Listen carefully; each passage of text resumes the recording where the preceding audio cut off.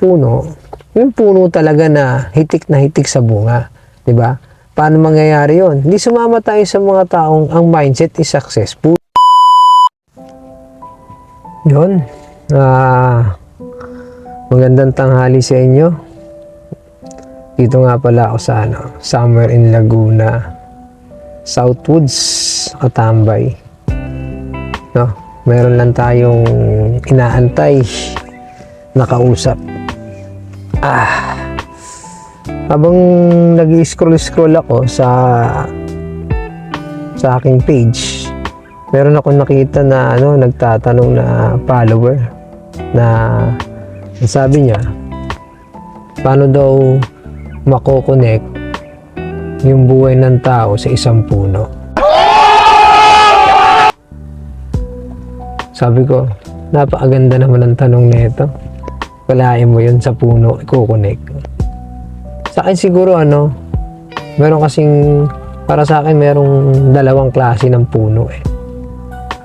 Yung unang klase ng puno, yun yung puno ng yung mga, alam mo yung parang lagas, lanta, no?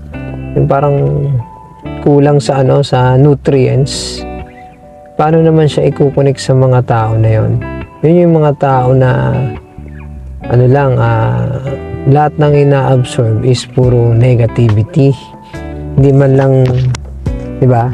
Kaya sila nagiging ganon kasi lahat na lang, parang lahat ng suggestion sa kanila ng tao, lahat ng sabi ng tao sa kanila, siniserve nila as negative. Kaya hindi sila nag-grow. 'Di ba?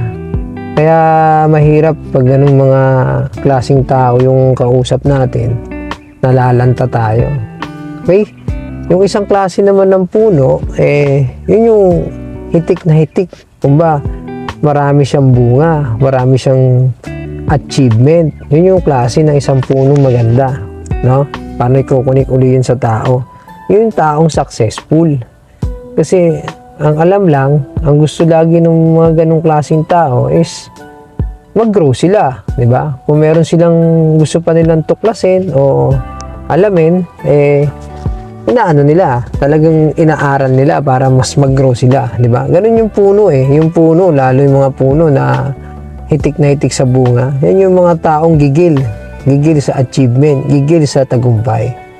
Kasi sila yung kahit na nag-grow sila, talagang very successful na sila, yun na talaga yung na siya, na-achieve na yung talagang niya sa buhay, tuloy-tuloy pa rin siya sa pag-grind, hindi siya natigil, kaya tuloy-tuloy pa rin yung pagbunga niya, no? Kaya dapat tayo, kahit anong mangyari sa buhay natin, kailangan natin magpatuloy, kasi 'di ba? Kasi pag hindi tayo nagpatuloy, i-absorb natin yung mga negativity na sinasabi ng mga tao, matutulad tayo sa puno na lanta, kaya puno na lagas, na walang bunga. Okay? Dapat ang piliin nating klase ng puno, yung puno talaga na hitik sa bunga. 'Di ba?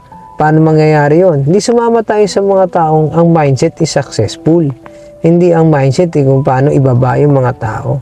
Doon tayo sa mga taong talagang makakatulong sa atin at sa tingin natin na mag-grow tayo. 'Di ba?